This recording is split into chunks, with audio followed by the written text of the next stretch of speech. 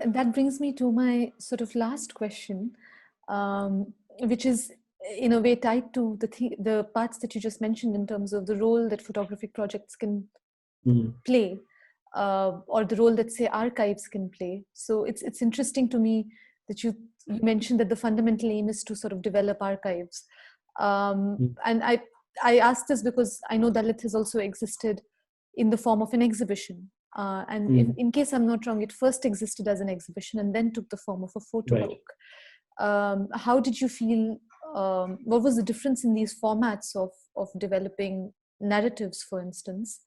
And also, how do you feel these two sort of different yet connected modes of sort of knowledge building respond to this arena of laying claim or building a foundation, or contributing to the building of a foundation through which people could lay claim, or which captures the various claims that are being laid? I'm sorry if the question's a little rambling, but the point No, essentially being, yeah. Yeah, I mean, I think it's a great question, because I think because it has existed in both forms, exhibition and a book form, I think the affordances of both these mediums have lent different, have done different things to the project. And I think, I don't know if I have myself spent enough time thinking about, what were the sort of outcomes of the two. But I think I need to underscore first by saying how, as I said earlier, the project was always about building an archive, right? And I think both the book and the exhibition were ways for us to display what the archive itself in some ways, and it's a way of sort of putting out the archive, because we felt that all the collection we do, and when no one views them, no one sees them, it's just sitting in our sort of collection and an archive. I think it's a bit of a waste when people don't use archives. And I think the intention for Nepal Picture Library is always about, how do we get people to sort of engage with these materials, how do we produce more writings, basically how do we create more engagement. So I think the exhibition, first of all, because it happened first, it really came from that desire, to create more engagement with the material itself. I think what was really interesting about the exhibition was the original one, the first one we did in Kathmandu, was done at Patan Museum, which used to be once upon a time a royal palace. And I think just that juxtaposition of the images of Dalits and the poor on the walls of of rooms where royal people used to like walk around not very long ago, right? I guess some time ago, a while ago. But I think for the activists and Dalit activists who had come there, I think that sort of juxtaposition and irony wasn't missed, and I think it created a certain kind of commentary around that. I think museum spaces are important to sort of reflect on, when we do these exhibitions. And I think one of the affordances of an exhibition, especially in a gallery kind of space or museums, I think museums create, museums are spaces where, I think the terms of the agreement between the audience and the, people who put up, let's say, curators or exhibitors, is that it's a chance to create reflection, I would say. I think, it's a space where, we think people come in with an understanding or mutual understanding that you're going to pause, slow down, look, examine, and really reflect. And I think people look at images or artwork. That's the agreement in the museum space. And I think that leads to its own set of sort of outcomes and discourses and discussions, as opposed to a book. I think a book is even when we sort of resist it, there's a sort of a narrative design to the book. I think to do a non-linear book, you have to really resist it. And I think the narrative pull of the book is you'll see how it's functioning in this book, in the Dalit book, which may not have been the case in the exhibition itself.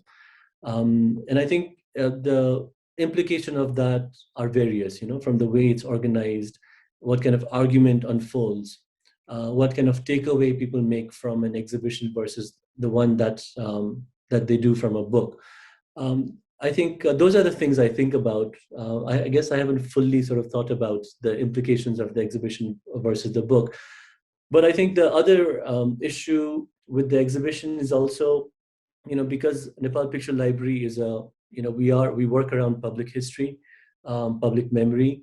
So much more than a book, I think an exhibition is a space where these issues about public memory, memorialization, monumentalization, those can happen. And I think in a book that happens less so. And that's an important dimension of the project as well, which I think we were trying to accomplishing at least somewhat through the exhibition, although exhibitions are also ephemeral and not long lasting, but they do have aspirations towards the monumental. And you see that even in our projects, both the Dalit project and the feminist memory project, which we did later, we've realized how one set of conversations around them happen to be around, can we create a museum around, can there be a feminist museum? Can there be a Dalit museum? Those are always conversations that tend to happen. And that itself is quite, I think, noteworthy that people approach the material with those sort of aspirations. This is just a bonus question, because the things that you mentioned are so important for us to also, as someone who's encountered the book but not the exhibition, I was also thinking about these are sort of ephemeral as opposed to more permanent forms, but also thinking about ephemera as sort of materials that you put in conversation with photographs. So the book, for instance, has a very interesting reproduction of a letter of debt and loan, which makes me think about how an exhibition would, say, present ephemera such as this and the kind of engagement somebody could have. Whereas, say, in a book, whether the space to bring in ephemeras that escape typologies, standard typologies, say, of an image, how those negotiations happen. How was that done in the exhibition space, for instance, with the Dalit? Yeah, I mean, I think that document we reproduce and put up on the wall. I mean, we had no other choice. But I think it functions in a similar way, because the document itself, people recognize, as a loan document, because, a lot of us have grown up with, or at least the immediate generation before us would have documents like that, so it's not an unfamiliar document. But I think, for us, it's always a interesting struggle and question, because a lot of the history that we are alluding to and that you realize in the book cannot exactly be represented in visual forms, and I think being practitioners of photography or a visual medium, we're always sort of wondering, how do we visualize certain kind of histories, or how do we sort of put out in this ocular sense that, like in that case, the issue of debt, like how this debt being one of the key ways in which Dalit people are sort of held down in this country. How do we exactly sort of portray that as part of an exhibition?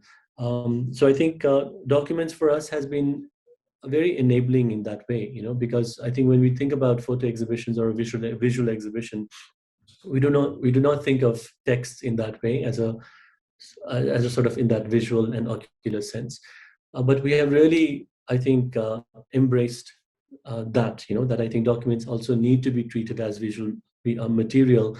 And I think the way we do it is we enhance and exaggerate the material aspect of the documents as opposed to the textual part, because that allows us to claim it as part of our visual world. I think we're still kind of toying with the idea, and I think we always, in all our exhibitions, we make sure to incorporate some documents or written forms in the same manner. Thank you so much, Diwas.